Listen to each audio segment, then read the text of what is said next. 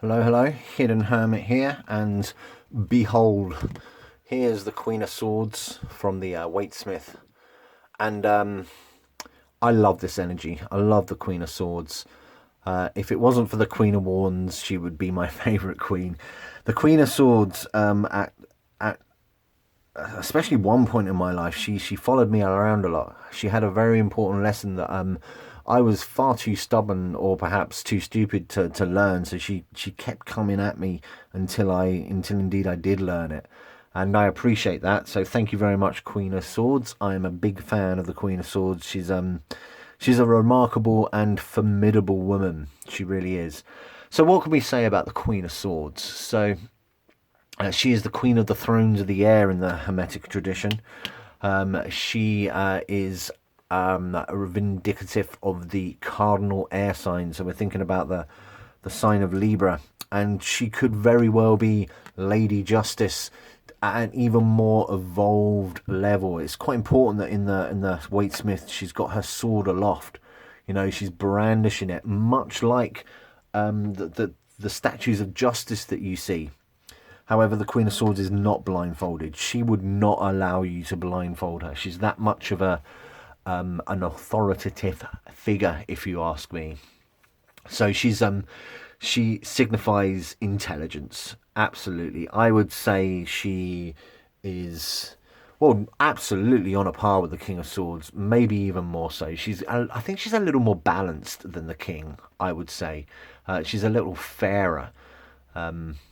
She has a bit more clarity about her. I would say, yeah, that's just my interpretation of the Queen of Swords. She's fiercely independent, and you know, there's a reason why she's independent. I'll come into that in a moment. She has authority, great authority, incredibly perceptive. I've already said, you know, spectacularly intelligent, and confident as well. You know, there's a calmness and a serenity about her. She really does bring out the most the best elements of that Libra energy. I feel, you know, sometimes that Libra energy can be a bit indecisive, but the Queen of Swords is not that. You know, she has this sword. She cuts to the heart of the matter. She has the truth on her side. Now, when the Queen of Swords comes out in a reading, especially if the seeker or the querent is female, I always suggest that it kind of signifies a mature energy, and an energy that has seen and potentially suffered a lot throughout their lives, but it's made them the woman they are. It's made them the person they are because of the hardships and the trials that they've experienced, been through, lived either firsthand or seen it through other people, and they use that in a really good way to not only just make them the person they are, but also impart that wisdom to other people. It is a queen, so there is something maternal about it as well. If you've got this Queen of Swords energy in a good place on your side, then listen to it. Absolutely listen to it. And that's me getting a bit emotional and passionate about it, because she harbors some very, very important messages. I like to think of the Queen of Swords as the no bullshit card. And I don't care if you're offended by the word shit, but yeah, she doesn't take any crap whatsoever, because of the experience that she's been through. You know, she will impart that wisdom in a fair and consistent manner, but she does not suffer fools at all. In fact, I often wonder, you know, what would happen if the tarot was epitomized in, I don't know, a movie or something. What would happen when the Fool rocks up with the Queen of Swords? I don't think she'd put up with him. I don't think she has time for nonsense. Not in any way whatsoever. So if the Queen of Swords, but before I talk about the reversal, there's so much going on the Queen of Swords. Firstly, I think it is so important that in the Waite, she's facing in one direction, and she's got her hand out as if she's either receiving something or giving something. I like to think she's listening. She's inviting somebody to say their piece, to speak out their mind, because she's willing to listen. She's taken that experience of her time as Lady Justice, and she's going to be imparting a bit of that justice, that idea of balance. And I think that's beautiful. I think it's beautiful, and I think it's really important that she's looking at the card on the right of her. She's also got the card to her left or her back to it, so that could be quite important too. So much great stuff going on in here. She's on a throne, as she should be. She's a queen, and indeed all the queens are on thrones, but she's on a throne. You got the lovely Pamela Colman Smith rolling clouds in the background. She's also on a hill that I like to think is prominent. She's elevated. She's, you know, at the top of her game, if you like. There is a minor sense of water, so that the queen is the water of air energy, so that's nice to see. And the way she's dressed is fascinating. She wears a crown that's got butterflies on it, and the butterfly is repeated at the bottom of her throne. Her cloak also has these clouds on it, you know, just to remind us that this is the element of air.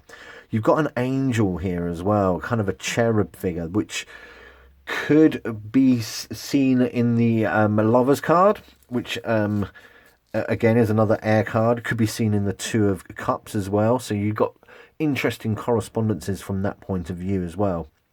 More butterflies, and interestingly, what I believe is to be two crescent moons. Why crescent moons? Why indeed? Because the moon doesn't particularly, it's not like exalted or you know, particularly great in Libra or anything like that. Not particularly bad either, but perhaps it's just that sense of the feminine, maybe. Or maybe it's just more of a stylized butterfly, but still, it's there. It's a thing. You also have this single seagull over here as well. I say seagulls, bird. I live in Scotland, and we've got billions of seagulls, so I see that on a almost hourly basis. But I like to think that the single bird is signifying that sense of independence. I believe so. As you can see, I love the Queen of Swords. I've been talking about her far too long. She has a lot more depth than that. She has a lot more depth. But let's briefly talk about the reversal. So everything that I said that was great about the Queen of Swords could indeed be flipped over. If the Queen of Swords energy is reversed, then be very, very wary. So she could be cruel. You know, she could be a little bit sly as well. She could either... what am I looking to say? She could either be disappointing or given a sense, an air of disappointment. Maybe the querent is disappointed in another person or energy that's around them. It could also sense that independence reversed, if you like. So it could mean there's a sense of entrapment, a sense of being caged in a situation, not enough freedom and independence. And it may also be, you know, dishonest. I've already said sly, dishonesty, gossip, perhaps, ill-formed thoughts, not thinking things through, a bit impulsive, perhaps. Not as impulsive as perhaps the knight, but still, not thinking things through enough, I think is fair. Again, I've gone on far too long. The Queen of Swords is a cracking card. One of my favourite court cards. An energy that you must take notice of. Big fan. Thanks, Queenie. And thank you. This is the Queen of Swords from the Waite Smith. I hope you have enjoyed my passionate rant.